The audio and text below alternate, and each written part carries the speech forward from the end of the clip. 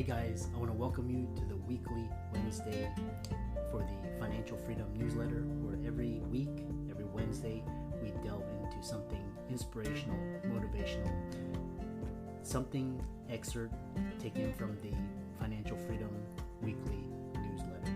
Wherever you are, if you're listening on Spotify, on iTunes, Google, be sure to click the like, subscribe, share, comment. And without ado, let's get into the show. Hey guys, welcome to this week's podcast episode for the Financial Freedom Podcast. And I'm your host, Dr. Christopher Liu. As backstory, I've always been curious about the top 0.1% and why they live extraordinary lives. And it comes down to four different aspects. It's time, financial, location, health, freedom. So once I got that secret sauce, I was on a mission to interview those guests that were on the cutting edge, changing the world. I wanted to get their distinctions and insights and share with you. So today I have Heather Roberts, and I'm really excited about this conversation. She is empowering women to break the mold of traditional entrepreneurship by creating their own version of success. So I love this. I love this idea of just unconvention and breaking out. Today's topic and conversation is all about, balanced lifestyle in addition to growing 2 7-figure plus businesses and much more. So Heather, welcome. Thank you so much for having me. I'm really thrilled to be here. Yeah, I know we had connected through Podmatch, and tell us, the audience, more about how you got started, your origin story, and we'll dive right into it. So I'm almost an accidental serial entrepreneur. I co-founded my first business in 2007. And prior to that, I had been a stay-at-home parent for 14 years, raising our 3 children. My husband was in corporate, and we moved all around the world and the country. And in 2002, we sat down and made the decision for him to leave corporate because it was just a lot. And that's what had us move from where we were in Missouri back to my home state of North Carolina. And we moved with a house to sell and 3 children in private school and no idea what we were going to do. But we were going to do something. And really what we ended up doing is leaning into what was becoming an up-and-coming was working with home decor and furniture suppliers and helping them sell to the e-commerce sales channel. So that's Wayfair, Target, Home Depot, Lowe's, Amazon, and every iteration that has happened in the last 16 plus years. So that is where, my accidental entrepreneurship kind of started. And I've just kept going since then. I've learned so much. It's amazing. I love this idea. A lot of people took the leap. A lot of people took the leap after 2020. Some people after 2000. People see trends. They can feel it. They can feel the world's changing. A lot of people are going into the entrepreneurial route. The corporate world doesn't provide a lot of what people are needing now. So one thing is talking about, we can go into so many different topics, but talking about boundaries, how you use that, when people said, the kids in private school, house, all that. And then, talk about building boundaries, against, these negative influences. Lord, it has been a process. So I will say that I've learned this the hard way, and I have fallen off the proverbial wagon several times. But at the end of the day, what I figured out was that I needed to take care of me first, because if I didn't take care of me, then I was. So I then began to set, for me, the biggie was twofold. One was around my time. I became very, very protective of my time. And meaning, if I have scheduled something to do with one of my kids, or if I have set work hours, that's it. Like, I have very strict time boundaries. I don't work Mondays or Fridays. So if it's going to happen, it has to happen on a Tuesday, Wednesday, or Thursday. I also set time frames in there. So that's the first thing. I think the second thing was, my first business, I started with my husband. So I don't know if any of your listeners out there have ever worked with their spouse or their partner. Holy cow, there are so many things that have to go right to make that a successful situation. And so we had to put some rules in place or boundaries. The first of which was you could not talk about work before 8 o'clock in the morning, and you couldn't talk about it after 7 o'clock at night. Mm. Because I lost count at the number of the times that my eyeballs would open and one of us would pop out and the first thing would be something about work. And I'm like, that is not the way to start the day. So we put that in place. And there are exceptions, but that leads to the next thing, which is putting in kind of really conscious effort on communication. So in the sense of what I mean is if there's something that's going on and something pops in your head about work, and my husband says to me, hey, XYZ. And I'm like, now he knows to say, hey, I have this thing, or this question or this idea. Is it okay with you if we talk about it now? That gives me the option to say, oh yeah, absolutely. Or no, I'm just not in the headspace. Can we put a pause on that until tomorrow? And he's like, yeah, it's really, that's taken a lot of time. Yeah. So I think those are two. If the third one would be instituting what I call my non-negotiable, those are the things that have to happen no matter what. So for me, and it's different for everybody, like whatever yours are completely different than mine, I'm sure. But for me, every morning I need to make sure I exercise. I like to sit down and enjoy a cup of tea, and I need to spend 10 to 15 minutes playing with my dogs. It puts me in the right mental frame to be able to go out in the day. Other people, whether they journal or they meditate or, all of those things are super important, but that's the things that I have to do every single day in order to make sure I start the day on the right foot. Well, yeah, I love that. And one thing it's all about talking to so many successful entrepreneurs. They have this morning routine. And as I grow older and talk to more people, it's all about boundary, plugging those energetic holes and keeping your sanity. You're able to, and you're gonna, and the more boundaries you have, the more it's like you kind of tune out the world and you can live a better life. So and the more freedom you have, right? I think that's the thing. I think boundaries has this negative connotation that it's something that's rigid and horrible. And really it's not, because when you have the ability to put those guidelines or bumper pads around different aspects of your life, it actually gives you the freedom to do what you want.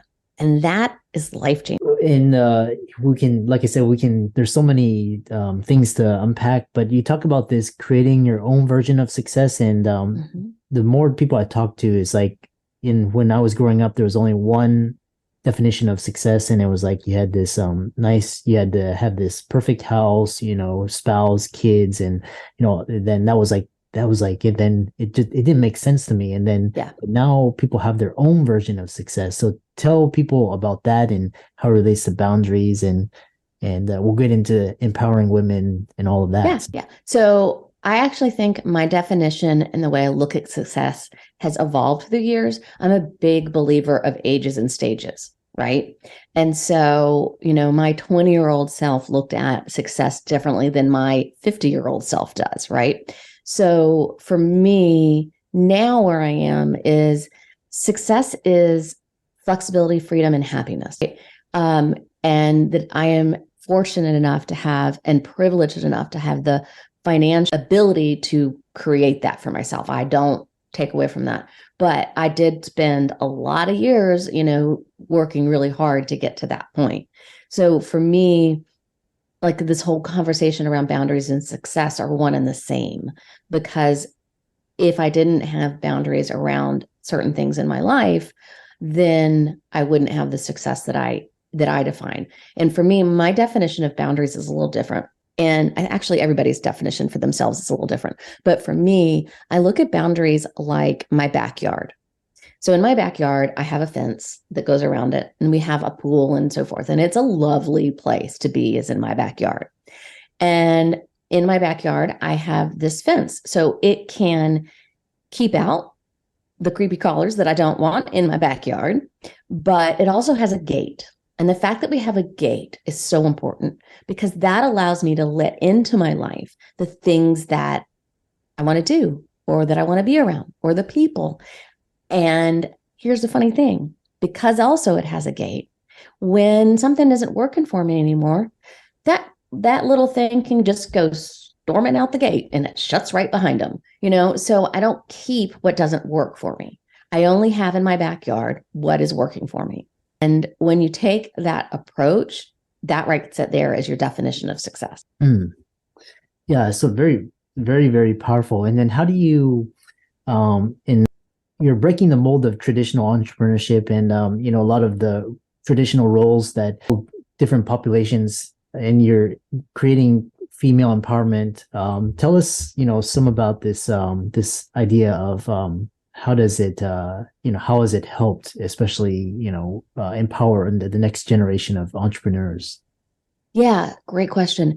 Let me give you a little bit more in depth about my background, and I think that will help explain. So I mentioned that we had co-founded this business together with my husband. After a few years, he left to go do something else, and I stayed and I grew our company and our agency very rapidly in 5 years. And at that point, I said to him, "Hey, I need some more firepower here and talent. Would you like to come back to the company? Or I'm going to have to hire somebody that's really talented and cost a lot of money, but I'd prefer to keep that money in the family." And he was like, "Okay, yeah." Here's the thing. I had been running the business for the last 5 years, right? And so when he came back, he thought he was in charge. And I was like, "Oh, no, no, no." We've got to, again, as business partners, married couple and everything, had to work it out. And so what we really did was we created specific roles and responsibilities, right, for each other.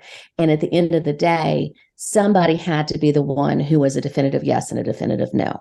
Given my way that I think and the way I look at business and so forth, I look much bigger, much more macro.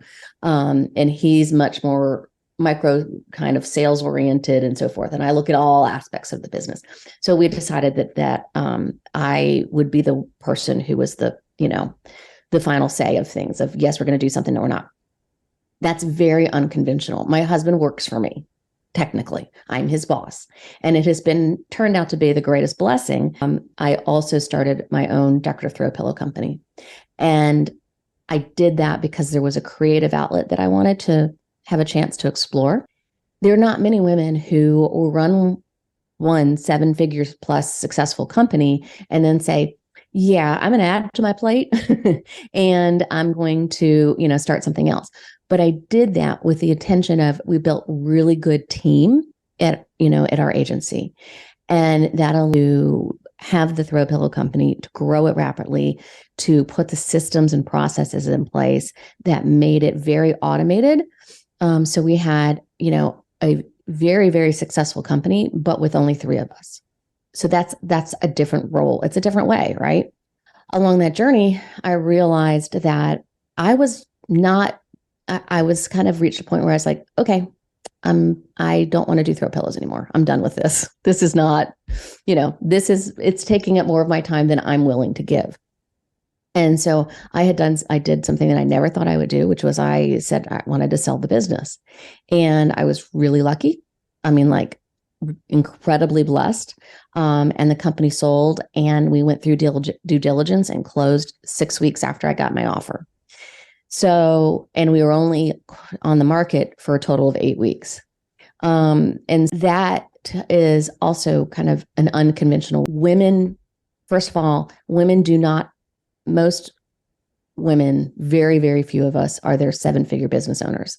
And so to say that I have now created 2, and both are still growing strong. My throw pillow company, just had its 10th year anniversary. Even though I don't run it, it's going strong and doing great.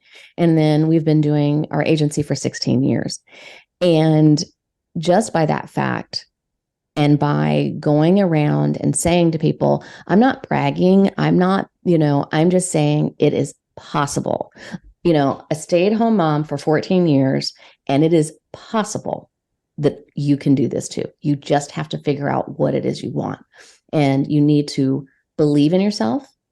And you need to really step outside of your comfort zone a bit and kind of put away the social norms, right? That tell women, all of the things that we can't do and we shouldn't do and so forth. And if nobody around you understands what the heck it is you're doing, that's okay. They don't need to know. My parents for, 16 years still do not understand the businesses that I run. And that's fine. They understood the throw pillows, but other than that, they don't. And that's okay, right? I don't need their validation. I'm doing this for me, but I'm also doing it because we have 2 daughters and a son. And my children are having a very different role model than I had growing up. And they're seeing the ups and the downs and everything in between, which has allowed them to now in their 20s be empowered to do their own thing. So that was a long answer to, it's just by showing and doing and letting people, women in particular, know what's available to them. Yeah. And I know we're coming towards the end, so I wanted to give you a chance here. You have a podcast that for women entrepreneurs, and you also have a Boundary Line VIP program. So tell the audience about that and how they can reach you and contact you. So the name of my podcast is Boundaries, Business, and Boobs. So obviously it's for women. And if you would like to hear more, you can find that anywhere you find your podcasts, like Apple or Spotify or whatever. But you can also go to boundariesbusinessandboobs.com. And you can learn more about our Boundary Line VIP program, where I work with, 7-figure women and get them to basically create the life that they've wanted and just kind of didn't know how to do, how they can take control again. And if you also are interested, I do have a free guide that talks about the 9 different ways you can start a conversation with someone in your life, whether it be your team or a loved one, on boundaries and how to create them and how to make it a successful situation. Yeah, what a fascinating discussion. And how about you? And then let's thank Heather for coming onto the show, talking all about boundaries, running a business, defying conventional wisdom, creating your own path. And be sure to check out her podcast as well as the her Boundary Line program, especially for the female audience out there. And all of these resources will be in the links and show notes. And she's on social media at LinkedIn, Instagram, Facebook, and TikTok. And with that, thanks so much for coming onto the show. That's awesome. Thank you for having me. This was great. I appreciate it.